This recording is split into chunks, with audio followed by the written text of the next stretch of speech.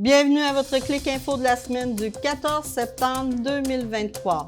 Vendredi le 15 septembre, c'est la journée mondiale de la démocratie. On vous invite à prendre 24 heures de silence de Meta, Facebook et Instagram. On vous explique pourquoi. La ville de Neuville a eu sa séance de conseil le 5 septembre dernier. Le dossier du casse-croûte a été encore un enjeu lors de cette séance. L'expo de Donnacona a été un franc succès. Nous vous montrons quelques images prises par Félix Gagné, notre collaborateur. La ville de Saint-Raymond effectue une restructuration dans son personnel cadre. Il le fait durant la dernière séance du conseil de ville du 11 septembre dernier. Ils ont aussi offert le café à 17h à leurs citoyens et citoyennes pour souligner la semaine des municipalités du Québec. CliquePortneuf.tv est devenu un organisme accrédité de la ville de Donnacona. Nous sommes fiers de vous dire que CliquePortneuf.tv est en croissance et très heureux de voir les villes de la région nous appuyer. Merci à vous tous. Ici Chantal Lépine, commençons tout de suite les actualités de la semaine.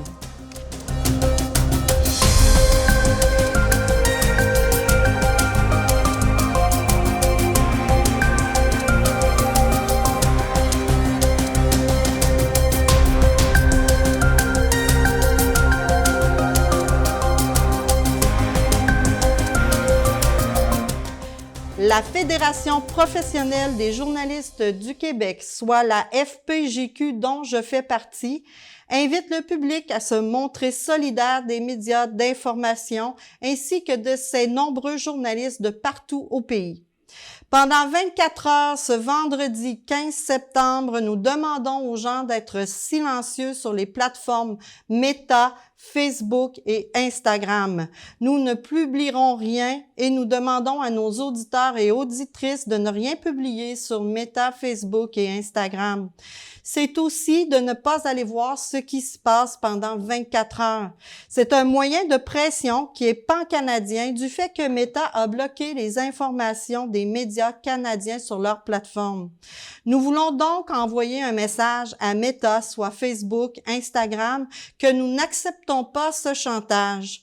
La loi C-18, c'est quoi? En fait, c'est une loi qui a été adoptée par le Parlement canadien qui oblige les géants du Web comme Meta, Google, Facebook, Instagram à négocier des ententes de partage pour les revenus avec les médias canadiens. C'est 80% des revenus que les géants du Web s'accaparent dans le fond et sans produire eux-mêmes le contenu. L'objectif de la loi est en fait de redonner une partie des revenus aux médias canadiens afin qu'ils puissent continuer leur travail qui bénéficie aussi autant aux géants du Web. Donc, le vendredi 15 septembre, on fait un silence à Facebook, Instagram en appui aux médias d'information comme nous au Canada. C'est la journée internationale de la démocratie. Tout le monde, nous croyons que c'est un droit fondamental que le public a d'avoir une information fiable, vérifiée, qui va contribuer à une saine démocratie dans notre pays. Depuis plus de 6 ans, les places de stationnement du casse-croûte de Neuville suscitent beaucoup de questionnements pour la sécurité des résidents, des clients, des automobilistes ou de tous ceux qui se promènent sur la route 138. Certaines tentatives de résolution de problèmes ont été effectuées par le MTQ durant les 3 dernières années.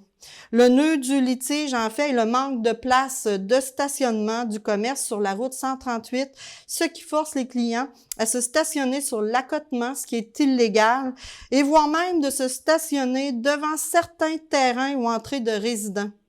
Plusieurs affiches du MTQ ont été installées qui signalent qu'il est interdit de stationner le long de la route 138. Selon un rapport de la firme WSP Global qui a été commandé par la ville de Neuville, plusieurs solutions peuvent être envisagées, mais les solutions ne concernent pas la ville. Elles sont axées sur le MTQ qui est propriétaire de la route 138 et le propriétaire du terrain du casse-croûte. pendant la première période de questions, le maire Bernard Gaudreault a mentionné à plusieurs reprises à tout le monde présent que le principal objectif pour la ville de Neuville est la sécurité de la route 138 pour tout le monde et que c'est non négociable. Tous ont à cœur de sécuriser le secteur, d'améliorer la visibilité, mais il faut considérer que le propriétaire de la route est le ministère des Transports du Québec. Dans tout ce dossier concernant le ministère, les villes peuvent proposer, amener des solutions, discuter, mais en bout de ligne, le propriétaire est celui qui décide et met en action les solutions. Monsieur Bergeron, le propriétaire du casse-croûte, demande pourquoi la vitesse n'est pas réduite dans le secteur. Le maire, Monsieur Gaudreault, réitère que le MTQ est le propriétaire et en fait, c'est un refus définitif, dis-je, que de réduire la vitesse dans ce secteur, c'est pas possible. Monsieur Bergeron annonce qu'il y a une pétition pour sauver le casse-croûte de Neuville qui est sur Internet depuis quelque temps. Le maire Gaudreault et ses conseillers suggèrent de déposer la pétition pour qu'ils puissent l'analyser. Durant la séance du conseil suivant qui a eu lieu le 5 septembre dernier, Monsieur Bergeron a demandé aux conseillers et conseillères d'aller lire les commentaires de la pétition en ligne. Le nombre total de signatures en ce lundi 11 septembre, au moment où j'ai regardé, était de 3109 personnes. La pétition s'intitule « Non à la fermeture du casse-croûte de Neuville, non aux interdictions de stationnement ». Fait à noter, depuis 6 ans, il y a eu beaucoup de rencontres de travail entre la ville, M. Bergeron, le propriétaire du casse-croûte de Neuville, ainsi que les citoyens. En ce moment, le dossier en est un émotif, complexe, qui soulève des passions. En fait, dans cette problématique, selon le rapport de WPS Global, il y a 5 groupes reliés dans le dossier, soit le MTQ, la Ville de Neuville, la Sûreté du Québec et les citoyens. Le maire, M. Gaudreault, dit que la Ville n'est pas fermée à évaluer des avenues possibles de solutions, mais il faut que ces solutions soient réalistes et surtout qu'elles améliorent la sécurité. Il tient à préciser que c'est le MTQ qui devra faire les actions sur la route 138 puisque cette route est provinciale. Elle est desservie par eux. Est-ce que vous pouvez faire quelque chose pour nous aider? Monsieur Bergeron, monsieur... Oui, monsieur Bélier. Permettez-vous d'intervenir. Monsieur Bergeron, je pense que votre question est répétitive, dans le sens que vous demandez toujours si la Ville peut faire quelque chose. Tout ce qu'on peut vous dire comme conseiller, représentant de la Ville de Neuville, on a fait les démarches possibles et impossibles pour essayer d'aider le litige qui existe présentement entre vous et les voisins. Vous savez que vos voisins sont aussi nos citoyens. Vous êtes un commerce qui existait à Neuville, qu'on espère qu'il peut demeurer, mais on ne peut pas agir à votre place, dans le sens que tout ce que la Ville pouvait faire, elle l'a fait. On n'a pas de juridiction sur la 138, on n'en a pas sur la 365, ça dépend du ministère des Transports. On a entendu à maintes reprises que, justement, Neuville avait caché même un dossier. Neuville a fait une demande de recherche pour essayer de trouver des solutions pour régler ce litige-là. A fait ça sur son propre chef, pas à la demande de personne.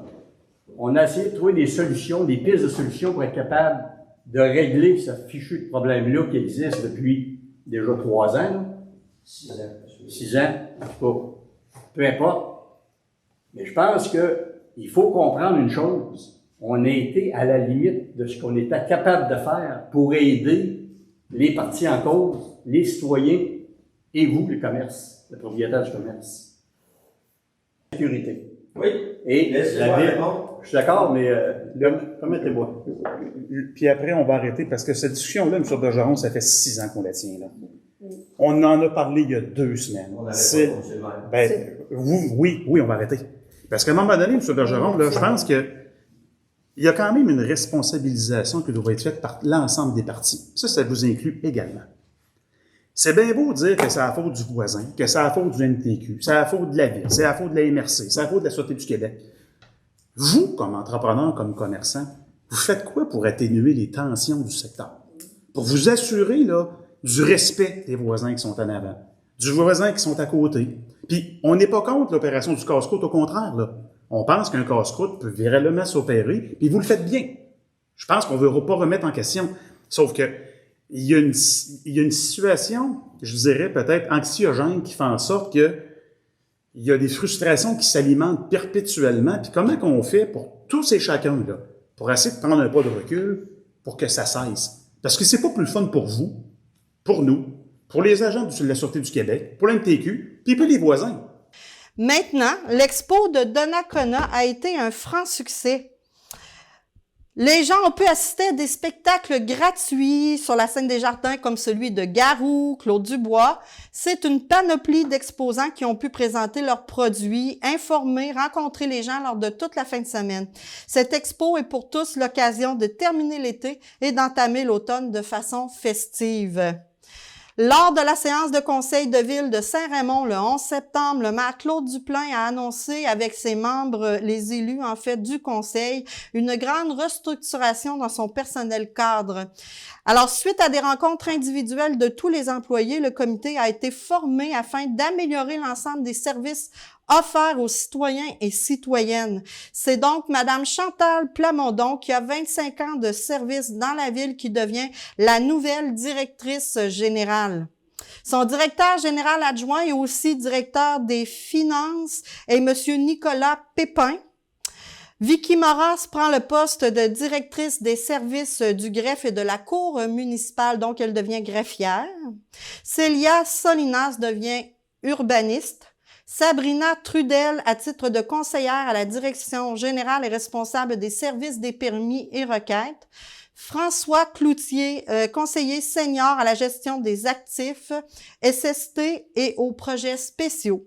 Caroline Hamel, à titre d'assistante trésorière et adjointe à la direction générale aux ressources humaines.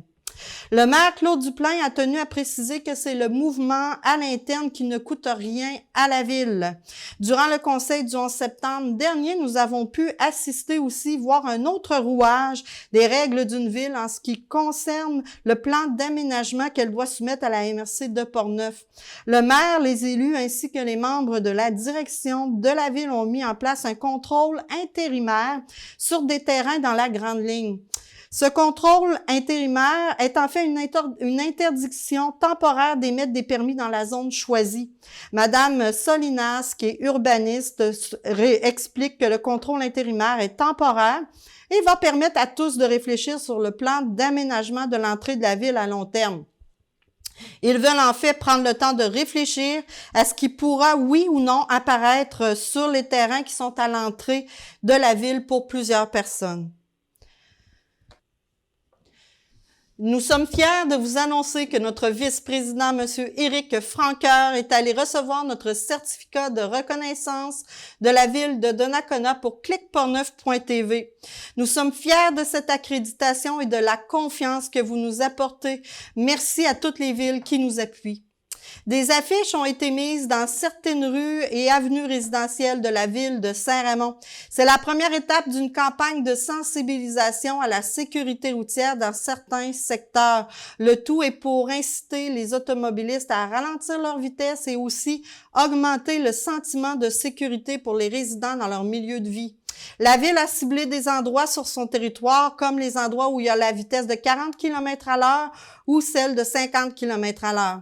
Bientôt, d'autres seront mises en place dans des endroits où la vitesse est de 70 km/h. La ville va aussi offrir aux résidents de s'en procurer pour l'installer en face de chez vous, sur votre terrain. Sur ces pancartes, on peut y lire « Ici, la nature vous invite à ralentir ». Vous pouvez en savoir plus sur le site de la ville au ville-saint-raymond.com. Alors, c'est tout pour nous cette semaine. Je vous invite à nous envoyer vos activités, vos communiqués de presse, les choses dont vous voulez que nous parlions. Vous avez deux façons. Vous nous envoyez ça par téléphone en nous laissant un message ou tout simplement, vous nous envoyez un courriel. Il nous fera plaisir d'y aller, d'y assister ou tout simplement d'en parler. C'est gratuit. Merci à toute l'équipe. Merci à tout le monde. Alors, je vous souhaite une belle semaine. On se revoit la semaine prochaine.